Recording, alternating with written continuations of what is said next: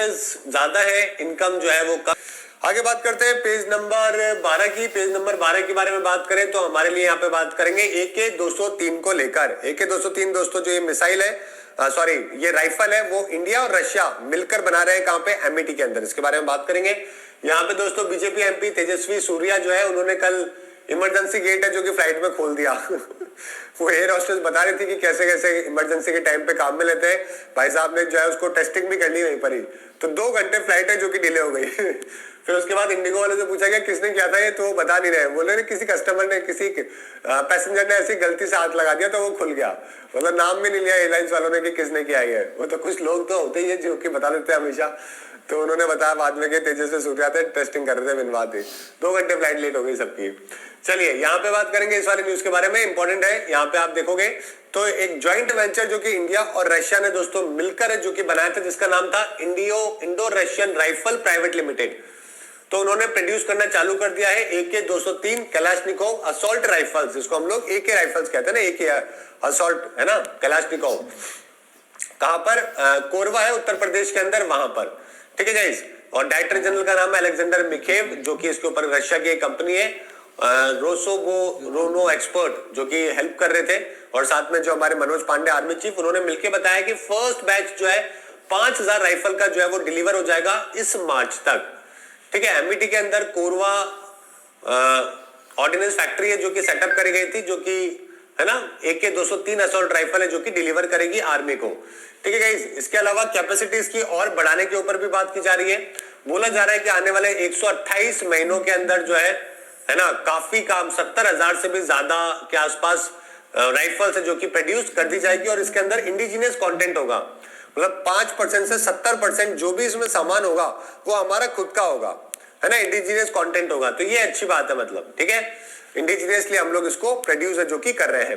देखो इंडिया और रशिया की अगर मैं डिफेंस रिलेशनशिप के बारे में बात करूं ना, तो बहुत ही खतरनाक है। पूरी दुनिया में अगर हमारे डिफेंस के रिलेशन किसी भी देश से सबसे अच्छे है ना, तो रशिया ही है। मतलब राइट फ्रॉम द बिगिनिंग, देश की आजादी के बाद से ही रशिया ने इंडिया को हमेशा हाई टेक्नोलॉजी सपोर्ट है, डिफेंस के इक्विपमेंट है जो कि देने की कोशिश करी है और देते भी आया है। अगर आज भी आप देखोगे तो हमारे टोटल, अगर इसमें देखोगे हमारे टोटल जितने भी हथियार है उसमें से 60-70% रशियन मेड है। उसके बाद इजरायली, उसके बाद फ्रांस। अभी हम लोग थोड़ा बहुत डाइवर्सिफाई करने की कोशिश कर रहे हैं। ओके, तो मोस्ट सेंसिटिव और इंपॉर्टेंट वेपन प्लेटफॉर्म है जो कि इंडिया को अवेलेबल करवाया। अगर आप शुरुआत से देखोगे ना, तो इन्होंने हमें सबमरीन करवाई, एयरक्राफ्ट करवाए, tanks, gun, fighter jet, missiles, सब कुछ अवेलेबल करवाया है। एक टाइम पे तो ऐसा हो गया था कि हमारे टोटल आर्म्ड फोर्सेस के पास 85% के आसपास रशियन ओरिजिन के वेपन्स है जो कि अवेलेबल थे। ओके, रशिया हमारा सेकंड लार्जेस्ट आर्म एक्सपोर्टर है। रशिया पूरी दुनिया में सेकंड नंबर पे एक्सपोर्ट है जो कि हथियार करता है। नंबर 1 पे यूएसए बेचता है, सेकंड पे रशिया सामान है जो कि पूरी दुनिया में बेचता है। ओके, रशिया के लिए दोस्तों इंडिया जो है वो लार्जेस्ट इंपोर्टर है ना, सबसे ज्यादा इंपोर्ट हम लोग करवाते हैं इनके हथियार। फॉर इंडिया रशिया हमारा लार्जेस्ट एक्सपोर्टर भी है। जब हम लोग आर्म्स ट्रांसफर के बारे में बात करते हैं, ओके, आर्म्स ट्रांसफर टेक्नोलॉजी में क्या होता है, ज्यादा पैसे आपको देने पड़ते हैं।